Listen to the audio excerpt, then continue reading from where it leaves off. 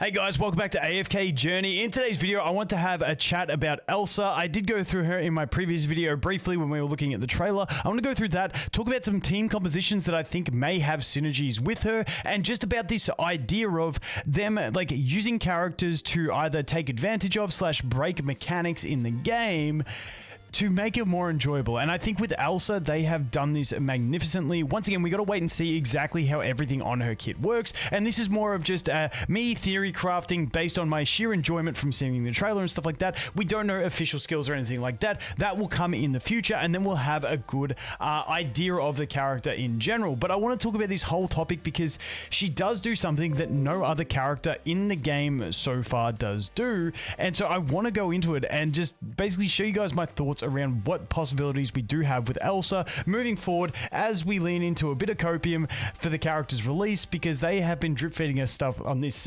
season for about, what, 2 weeks now, and we still don't know full details. So let's get into it. Let's look at the gameplay of her in this trailer.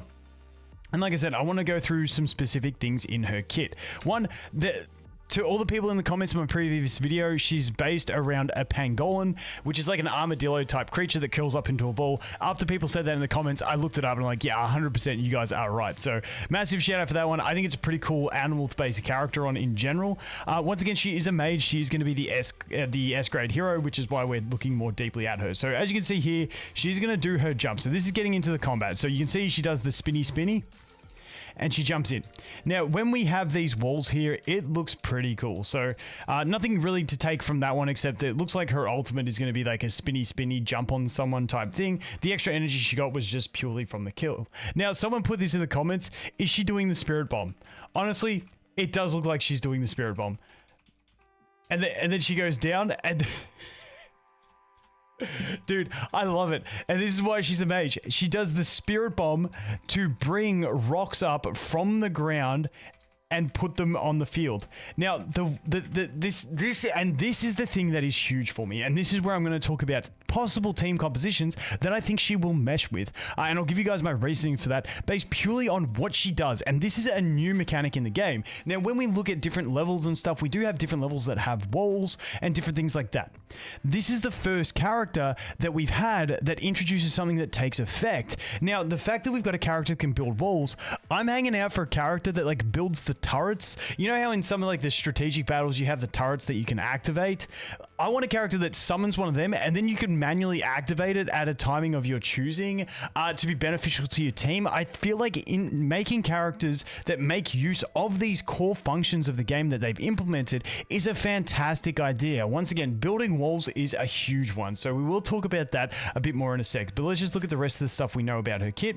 So the first thing is, okay, we do a bit of a glance through here, but when we look at that first wall that she puts up, the one thing I want to make note of, you can see this enemy here, this guy at the back. So he's right there. You can see he is running around it because he can't, because it's an actual obstacle. He can't run through it or anything like that. What I am dying to see, and I couldn't tell from this, is whether you're going to be able to shoot over it. If you can't shoot over it, this could be a huge thing.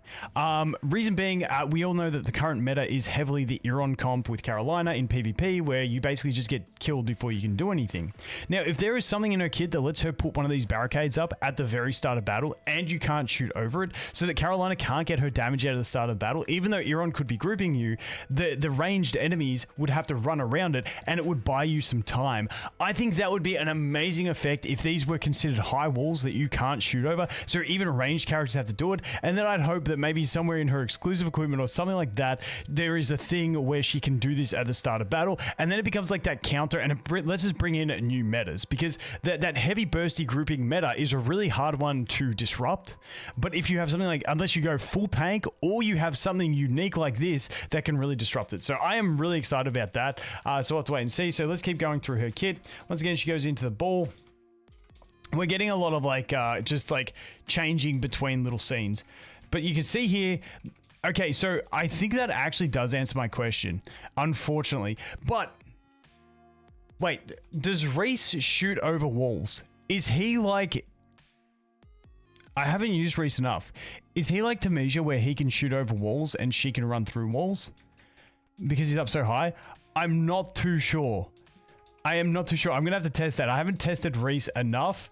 But it looked like he was able to shoot through that wall, but I feel like it's a pretty high wall, and I'm hoping that others won't be able to. Once again, let me know in the comments if you do know. I'm just not too well versed with Reese, even though he is a character we are going to talk about with possible synergies that I'm excited about with this character. Okay, so I just did a little quick test with Reese to figure out whether Reese does shoot over walls. It looks like Reese does not. You can see here Reese is trying to find a target to shoot, can't shoot anyone, not shooting anyone until something comes into range. The ult does shoot over walls, but the basic attacks do not, from what I can see here. So now you got Reese.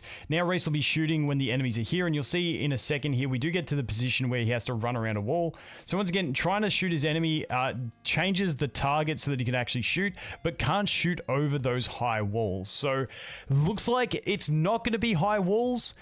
However, maybe there's an upgrade to it that I really do hope it becomes high walls, because I think that would be like a really cool thing for absolute disruption. But once again, we'll have to wait and see. But yeah, Reese looking like, making it look like from that little bit of footage that we have that it is going to be low walls that can be shot over, and it's only going to disperse melee enemies and disrupt them so far. But once again, we'll have to wait and see.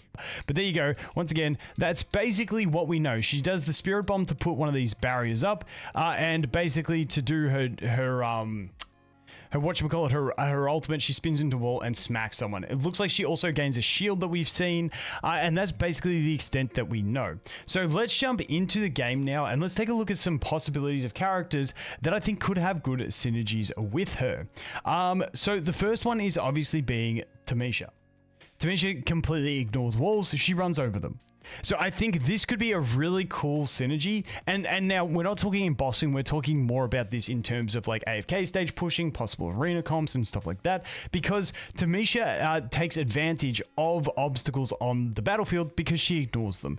And someone who can put those obstacles that are gonna hinder another, like other characters on the enemy team, but benefit your team, I think is a really nice effect. So I think Tamisha is one that definitely could benefit from it. Now I did mention the other one is Reese. Now the reason I think Reese can benefit from this is that Reese does have the movement effect, and with those movement effects, if enemies are trying to track onto Reese or Tamisha at that same rating, they try and chase them. And then they realize they can't, and then they move back. But if they try and chase and then they go behind barriers, then they got to run back. I feel it's like one of those really disruptive type methods of play that can really minimize the damage that enemies are capable of dealing. And I think these two characters can get a really good usage out of that tech option of being able to build barriers. Now, another one that I think could have a really good synergy with this is going to be over here when we take a look at Burial. Now, this is going to be a much more niche situation for spenders and for free-to-play players much further into the distance. But once again, I love this concept of them manipulating battlefields and having characters that take advantage of things in the game that otherwise were just like stagnant features that you'd had to wait and see if it was in a map to use. But for this one, when we look at him, if a non-summoned enemy remains isolated for over 3 seconds, they lose energy, and then the silhouettes and all that, he gets his arise moment. But basically, he wants enemies to be isolated, meaning there's no other enemies within one tile of them. And I think this could be a really great way of putting barricades up to help disperse the enemy team, to allow Burial to get his shadows out of the enemies, because it could get them into an isolated position. Now, it is going to take some testing to see how well these barricades that she produces will be spreading those enemies and stuff like that, but I think this is like another cool usage that we could get. Now, when we take a look at Alsa in general, when we look at the game modes that we have, I think she, based on this type of stuff, I'm going to say probably not a bossing unit. Now, it does look like she moves around the battlefield a lot, so maybe she could have some use in Necro Drakon, but in general, even though she is a mage, because she has so much supportive capabilities and it's more like control-based supportive stuff, I feel like she's not going to have the damage. Now, once again, I don't know. She could come out and have crazy multipliers and deal a ton of damage, but it looks like she has a personal shield. It looks like she has the barricades, so I feel like her kit isn't focused around raw damage like something like Odie or Merrilee,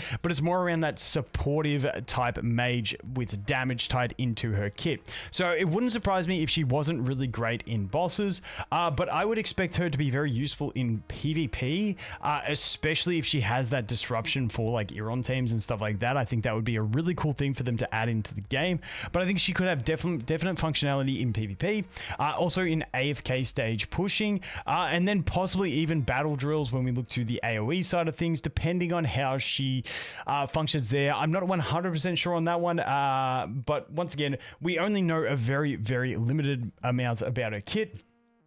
Once again, I'm just excited for this character. Now, once again, I'm not saying you should save for her right now, you should pull for her, she's the best. We don't know those things. I just like talking about these aspects of the game where they actually make characters and design characters that actually integrate well into the core systems of the game.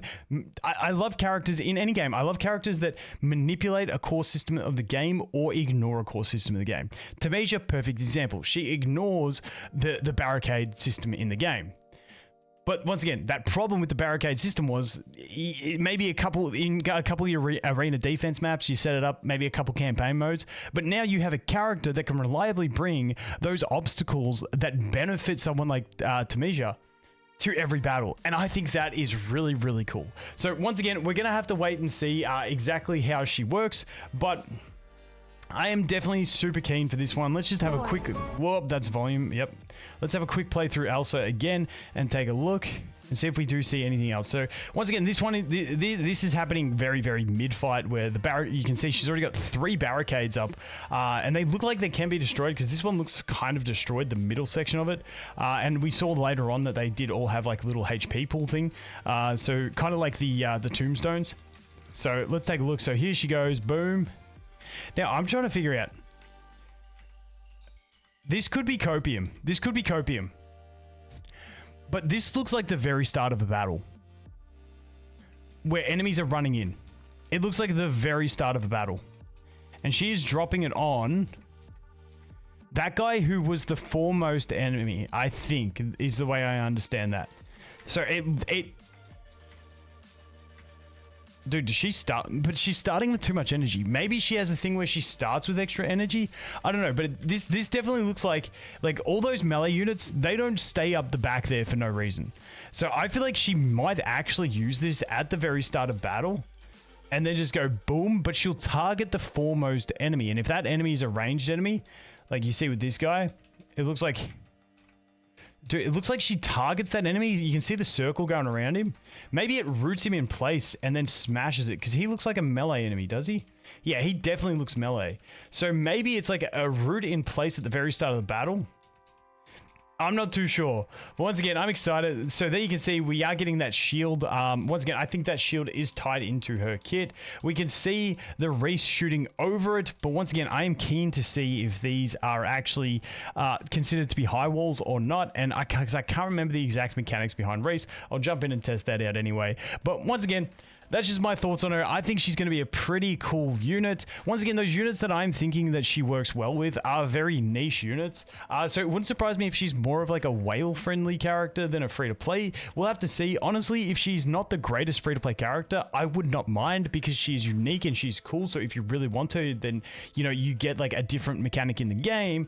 But then it doesn't put pressure on pulling her for those that are still trying to build their roster. Kind of like what happened with Florabelle. So in general, I am really looking forward to this. I'll update you guys once we know her full kit and stuff like that, but those are my thoughts around it. I'm really excited for this character. I think it's good character design, and I like what they're doing with the core mechanics of the game that they've introduced. But anyway, guys, that is going to be it for this one. As always, thanks for watching. Hope you have an awesome day. I look forward to seeing the next one. Cheers.